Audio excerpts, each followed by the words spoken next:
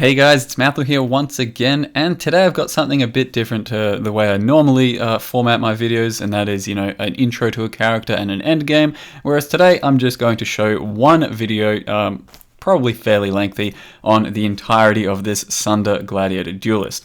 Now, the reason behind that is there's not really too much of a secret behind what a Sunder duelist character really is.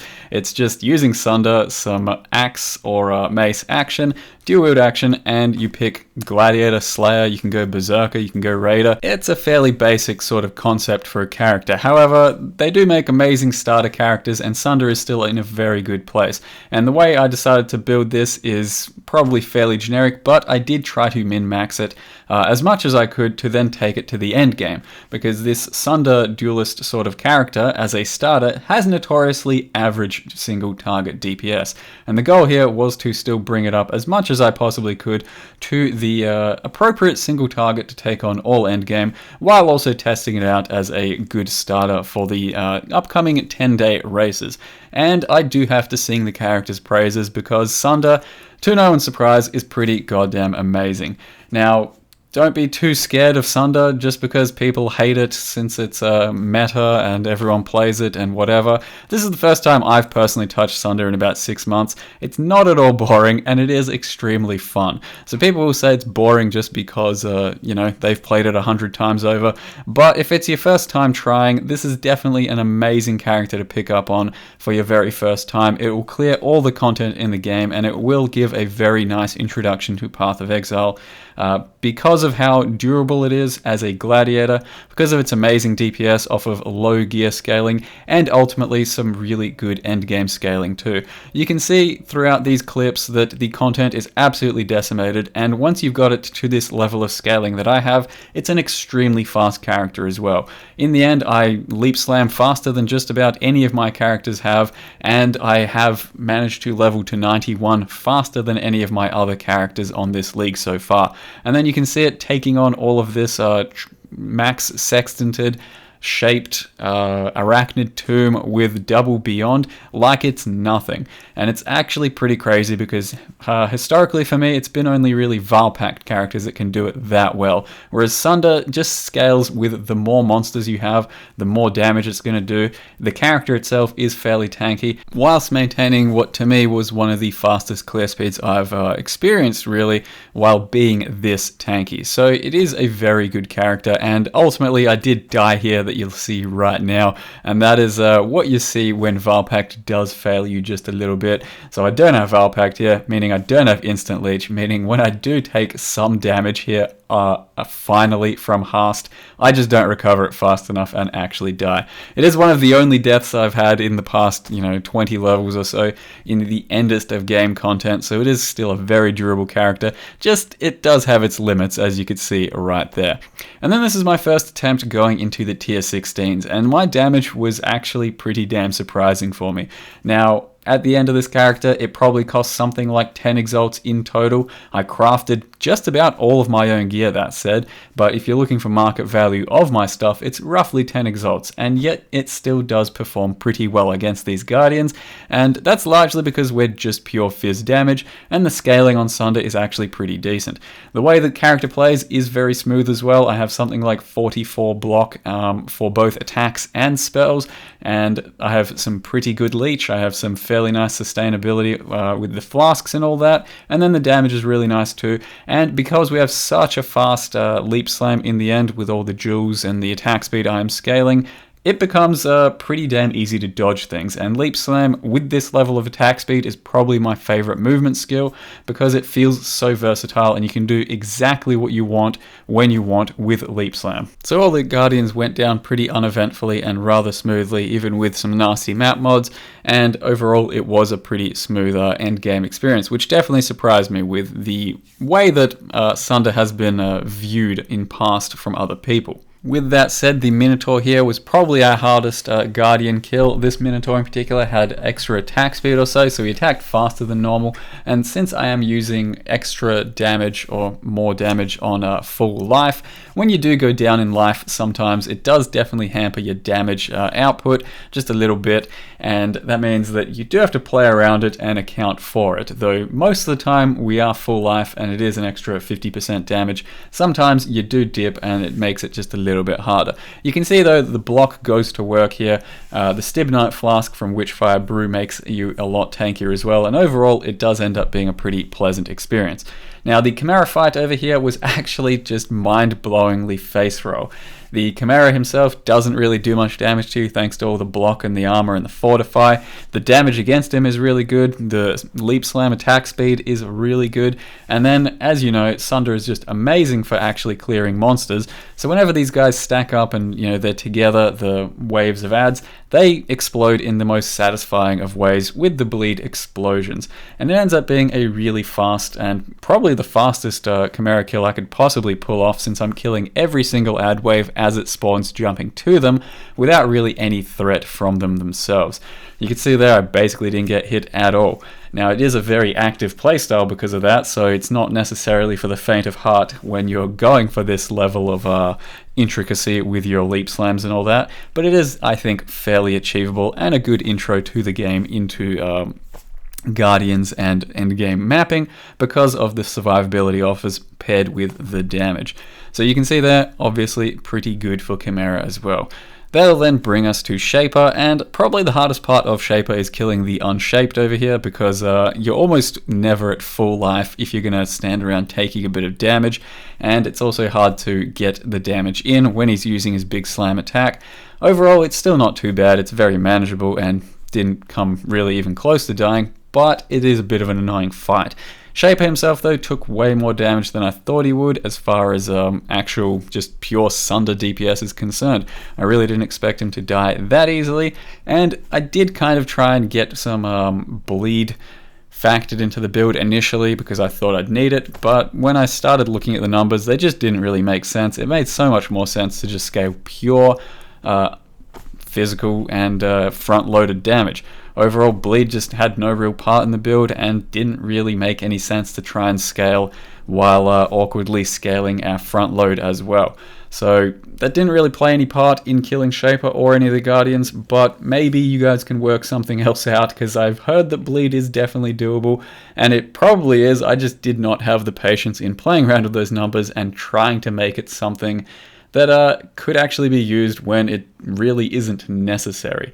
So you can see Shaper dies pretty quick, the damage there is good. The whole Guardian and Shaper run were quite easily deathless. They're, even with some nasty map mods, there isn't too much to worry about if you know what you're doing against the fight.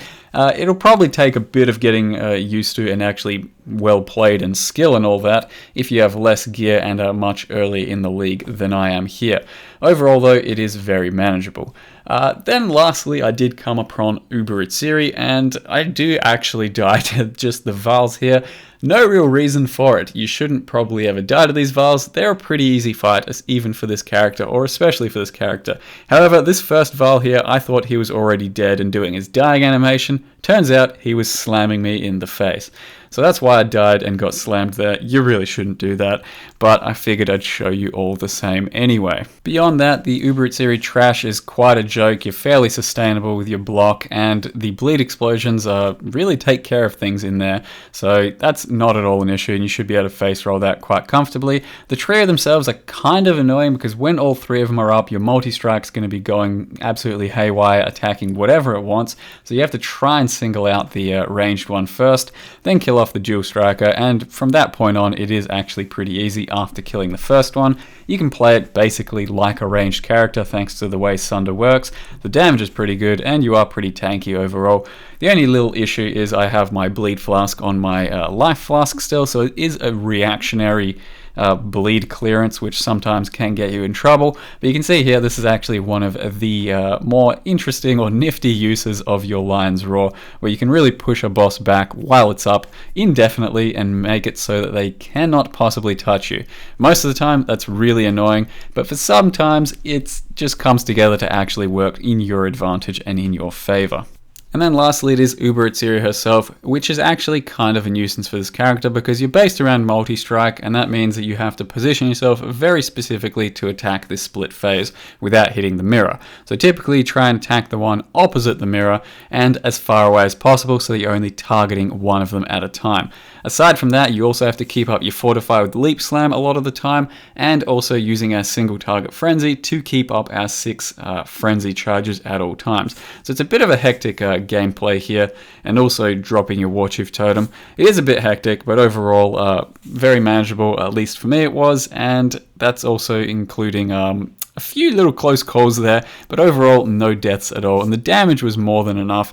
You can definitely customize the character when you're at my level of gear and completion to have a bit more life and feel safer in this level of content. I ended up getting about 5,900 life. You could go for 6 or even 7k if you really wanted to by cutting maybe 5, 10, 20% damage, something like that. The tree is definitely up to interpretation for anyone who's playing a character like this one. So now I will do a full wrap up of the character, basically, which will serve as a guide. What I thought about the character, what I started, how I started, all of that, and the gear I use as well. So as I mentioned, it is a gladiator, it is a duelist, and it's pretty damn good as a starter character. Why is that? Because it's using Sunder. Now Sunder is just really good if you're unaware as a starting skill. Because of the way it scales, because of the amount of damage it has, it's basically just a little bit overtuned at this point. And it's really good just to start leveling and then keeps going all the way to the very end. Originally, this character was trying to be based around Ground Slam because I kind of like Ground Slam and I wanted to see how far we could take it. Overall, it's just straight up worse in every aspect. The damage, and if nothing else, the frames are just much worse. You can see here, if we attack with Sunder, it's something like no frame drops, just about. If you attack with Ground Slam, especially at my level of attack speed, currently I have 140 FPS, and it dips right down to 40, 50. That's with Conk Effect. When I take Conk Effect out, it goes to 30 or 40 non-stop while attacking, and it just is pretty unpleasant to play with because of that. Now, one of the large reasons that Sunder is really good is because Conk Effect doesn't really affect it. It just gives it more damage, and thus you have a huge more multiplier while running your Sunder.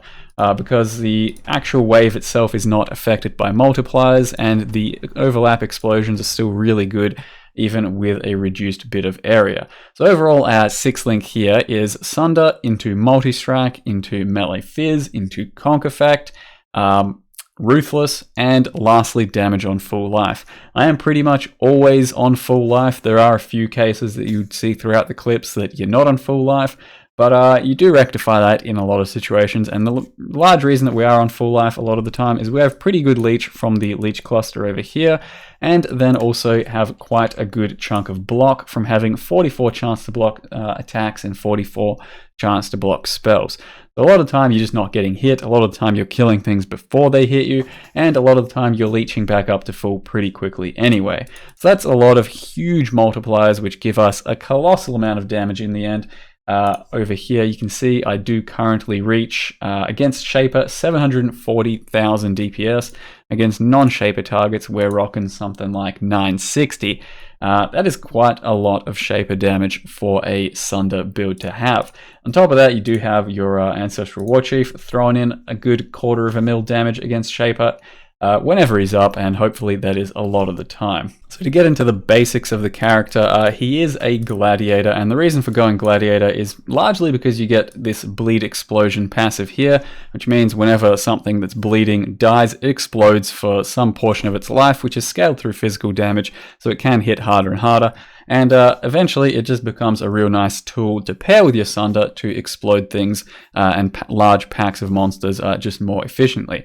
As well as that, you get quite a lot of block and spell block throughout the tree here, and then largely you get 10% more physical damage while at max frenzies, a way to generate frenzy charges, which means it synergizes nicely with your damage on full life, and then that means we can scale around frenzies a bit. So overall the build runs 6 frenzies, and it's quite a lot of a damage multiplier while being plenty fast from all the attack speed nodes over here, and then being plenty tanky from the spell block nodes. It's a really just nice well-rounded Ascendancy for a build like this, and for a lot of melee builds that you go into. And what I chose to do is go maces, and that's basically because I was going ground slam to begin with, so I had to go maces, whereas if you're Sunder, a lot of the time people go axes. And comparing my numbers between Sunder and on Sunder between axes and maces, I didn't really find much difference. These nodes over here, these nodes over here, those are my only mace specific nodes I currently have, aside from some, duels with attack speed or just damage with maces, that sort of thing. If instead you have a axe at similar sorts of damage to this one, and you run these nodes and these nodes and these nodes over here, it's potentially a little bit more damage, especially if you factor these in.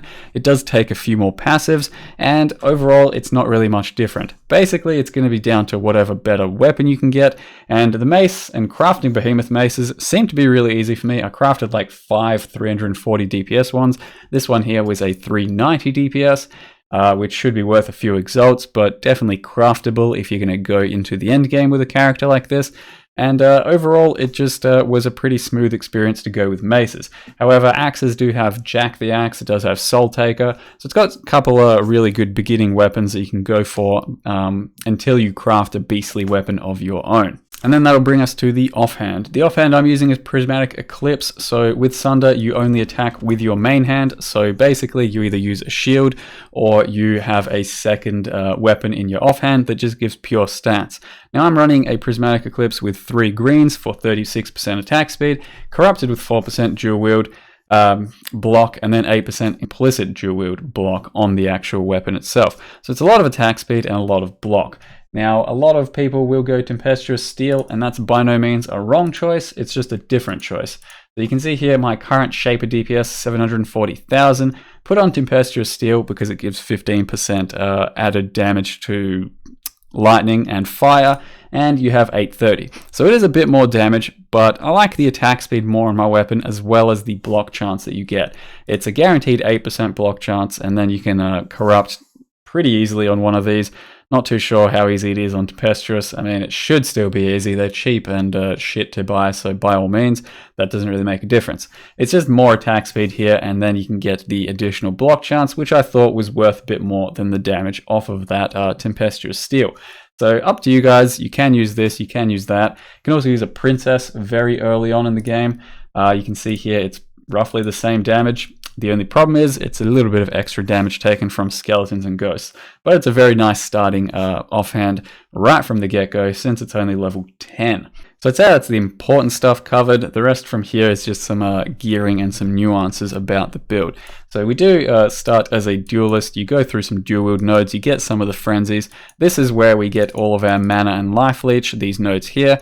Grab iron reflexes because I have a bit of evasion from something like this helm, and that converts into armor. So my armor is not huge by any means, but it gives us a little bit of extra defense. Paired with Lion's Roar, it's not too bad. Dual wield nodes here, life there, a bit of life and dual wield and stuff over here. Getting the frenzy and the jewel over here. Mace nodes down here, you get some good chance to bleed off of these, so that's good for your bleed explosions. Until you have a lot of chance to bleed, you probably want to run the chance to bleed support, which is better the worse your weapon is, so keep that in mind. If you have a really bad weapon, chance to bleed is going to be amazing. Then some mace nodes. Get resolute techniques pretty damn early, something like level 50 or 60, definitely helps a lot by that point, and then some life nodes and all of that. As far as gearing is concerned, it's not pretty much any of it is terribly important. You are going for spiked gloves ultimately with some life, resist, attack speed. Combs Roots is what I went for just because you get an easy +1 frenzy and then a bunch of life from there. I don't think they're that necessary. You could easily just go a pair of resist and life boots, not even needing the +1 frenzy. It's just what I had, and it is pretty good for maxing out damage. A helm, I just started with a 15% increased attack speed one, and then crafted off of that, so some life and all that is good. If you want to min-max the damage, then Abyssus gets into your build, but Reflect starts to be pretty hard to deal with, so bear that in mind.